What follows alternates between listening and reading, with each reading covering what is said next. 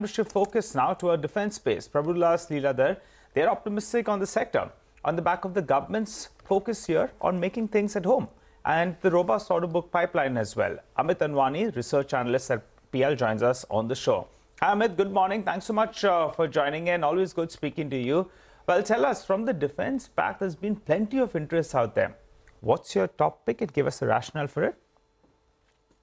Sure. So see, we have been seeing defense has been the focus of this government, and we're seeing gradually and slowly the policies have been favoring the sector, including the focus on co-production, transfer of technology, reducing the import component, and at the same time making the robust supply chains for the platform OEMs. And we are seeing a lot of fleets at all three services getting aged. So there's a lot of capex which is on the cards for all of these three services. And broadly, if we see, all the DPSU platform companies are at the cusp of performing and delivering good sustainable revenue in the coming years. And we have seen the price also rallying in past 1 year or more than that. Yeah. How do investors align themselves with the volatility in earnings? These are very large orders that the companies have won, but they're spread over 10 to 15 years. You don't make fighter jets in 2 or 3 years. These take a very long time to fructify. And in that period, there is going to be a lot of volatility in terms of earnings in the order book, the pipeline, etc. So what should investors do when you see those dips post earnings? Or how do you measure the earnings cycle for these companies now? Right. So I think earnings on a quarterly basis will definitely be volatile. So if we talk about the order book of the large OEMs, including HL at 80,000, BL at roughly about 55,000, MDL at 38, 40,000. So they're talking about at least, order pipeline or intake in next 2-3 years as similar to what they have as an order book. So there's a lot of sustainability which is going to develop compared to the last decade versus the next 5 years with respect to earning sustainability going forward. At the same time, we are seeing, with the current level of manpower and facilities, they can at least achieve 1.5, 1.7x revenue over the next 2-3 years. I think obviously backed by the robust order intake which they're expecting. So having said that, there's a lot of chance of operating leverage playing on, and we have to make a longer view. As you said, a lot of defense companies are now accumulating a lot of order book, 3 to 4x for companies like BEL, HL, and at least 7-8x for shipbuilding companies where the timeline is very long gestation.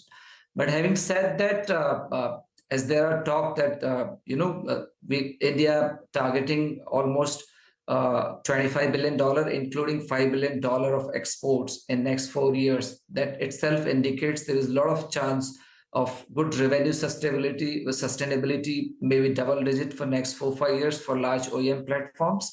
And at the same time, we are focusing on, as I said, a lot of transfer of technology for the robust supply chain in India for the platform OEMs. I think this will play. But at the same time, we have to keep a long view, and directionally defense spec with a longer term view definitely is for the good ride. So Amit, hi, good morning. So yeah, the tailwinds are there and well established, well understood now.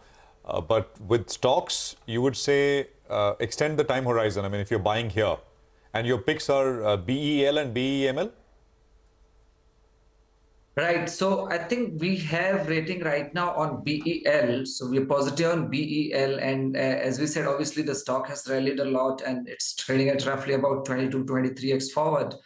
But having said that, because of sustainability, and BEL is largely beneficiary when any order comes into any services, including aircraft, submarine, because of the defense electronics. And we are seeing a lot of sustainability with respect to performance, order intake, and at the same time margins. So I think we can expect some re-rating. At the same time, these companies are talking about at least 2 to 3 years of sustainable order intake, which will also play out. So we have a buy rating on BEL.